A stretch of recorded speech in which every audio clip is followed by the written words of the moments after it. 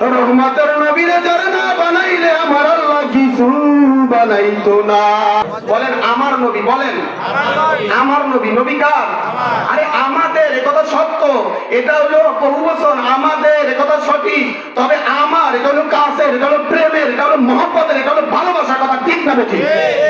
আমার নবী কার? বলেন নবী কার? আরে আপনি যদি বলেন নবী আমার, আপনি যখন আমার বানাই নেবেন, কিয়ামতের ময়দানে নবীও বলবে তুই উম্মত আমার, ঠিক?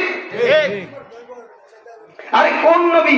যেই নবী সাইয়্যিদুল কাউনাইন খাতমুল মুরসালিন আখির আহমদ বুদে ফখরুল আউয়ালিন, সুবহানাল্লাহ।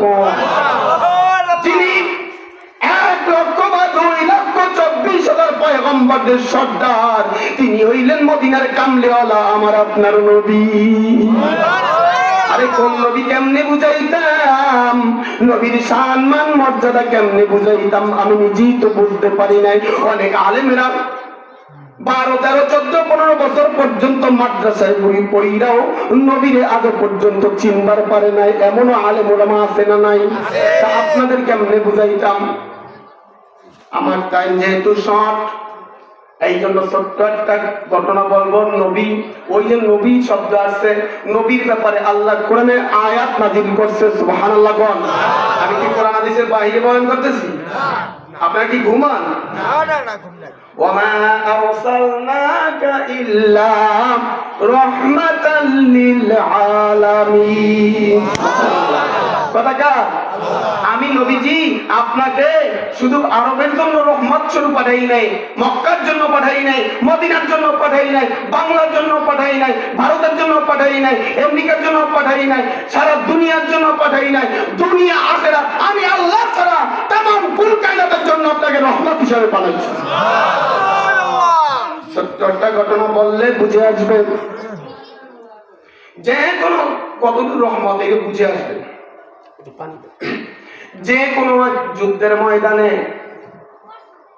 রহমাতুল লিল আলামিন মদিনার কামলিওয়ালা, এক ঘটনার মধ্যে আল্লামা জালালউদ্দিন সৈয়দী লেখে 650 সাহাবী ছিলেন। আর এক ঘটনার মধ্যে আল্লামা জালালউদ্দিন রুমি রহমাতুল্লাহ 1450 সাহাবীর কথা বলেন। যে কোনো একটা যুদ্ধের ময়দানে নবীজি সাহাবীদের সাথে কাজ করতেছেন, একটা পাথর সরাইতেছে।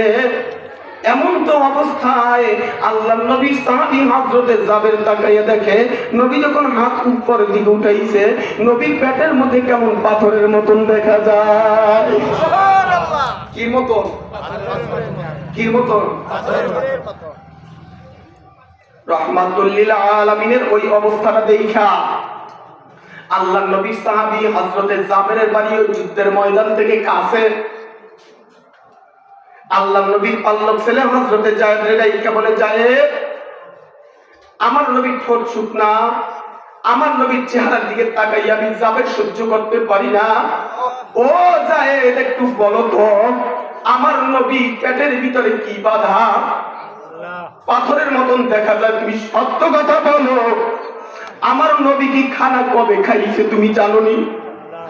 আল্লাহর নবীর পাল্লক ছেলে হযরতে জায়েদ বর্ণনা করে, আল্লাহর নবীর সাহাবী হযরতে জাবের, মদিনার কামলেওয়ালা, তোমার আমার নবী আজকে 3 দিন পর্যন্ত খানা মুখে দেয় না। ও আমার বাবাজিরা, ও বাপনার ভাইরা, ও আমার পার্দানিশির মা, অল্প সময় কথা বলবো, দিলের কান লাগাইয়া শুনো। নবীর প্রেমে যদি একটা ফোঁটা চোখের পানি ভিক্ষা দিতে পারো, আল্লাহর জাতের কসম, নবী তোমার না লইয়া নবী জান্নাতে যাইতে পারে না।